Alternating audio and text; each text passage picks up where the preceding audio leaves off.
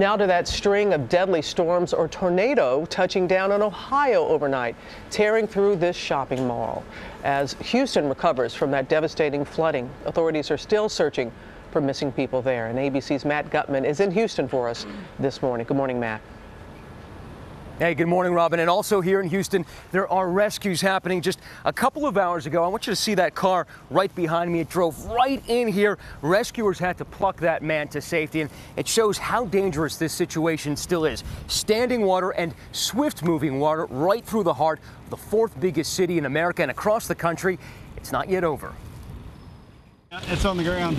Overnight, twisters tormenting from Texas. It's right here, big wedge. To Ohio. This tornado caught on surveillance video, tearing through a shopping center, flinging debris in the air, and leaving behind a parking lot full of wreckage. Across the Lone Star State, whipping winds and hail forcing these tractor trailers off the road.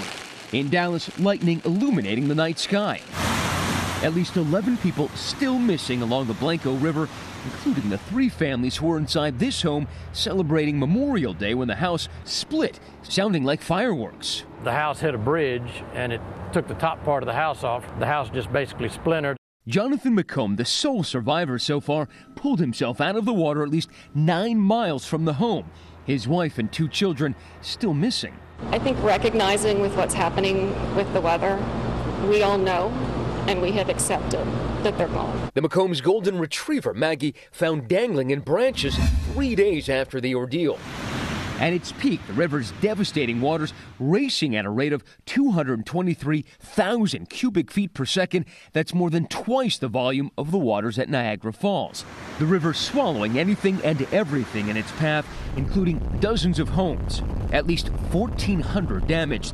In Houston, where highways turned into canals, they're still assessing the destruction. We have 1,000 properties that we visually inspected. We believe that there may be as many as 4,000 with significant damage. In Houston, over 500 calls just for water rescues. We saw some of that chaos from the air. Now that all the water has started to recede, you see the massive amount of mess left behind. This heroic rescue caught on a cell phone. I just didn't want to see the lady drown. Stephen Shannon and 3 others jumping into the floodwaters to rescue Glenda Reynolds and her dog. You saved me today. I couldn't swim and I couldn't get out of my car.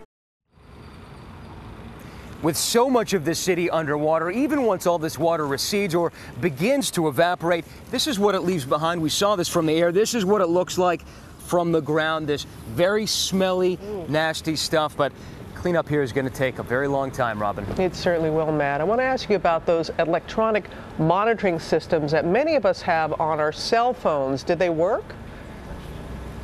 It seems to have worked partially. Residents who live in those areas that were hard hit, they did get those messages and managed to get out in time, but there's some concern that tourists did not get those messages on the phones, and local officials here in Texas are looking into that today. Robin. All right, Matt, thank you. Okay, we're going to go to Ginger right now. And Ginger, work's not over yet for Houston. Big alerts about more thunderstorms. Look what's happening right now on the radar. An ugly bow of storms moving through East Texas. Got abundant lightning in there and heavy rains. Already 1 to 2 inches reported with this line. An additional 2 to 4 expected. And that's why we see more flash flood warnings. It's happening again. So if you're in Houston or just north of there, look out for the roads this morning. And then the next couple of days, more scattered storms right there in that Red River Valley, the area we do not want to see from Wichita Falls to Oklahoma City to Abilene. Another 2 to 3 inches. And then severe thunderstorms going to happen right here in the Northeast and through the New England. This is damaging wind, hail, and a pocket back in the west. Western Oklahoma could see some tornadoes today, too. So it does not end, especially for the area that does not need it this morning. Remaining very active. All right, Ginger, thank you.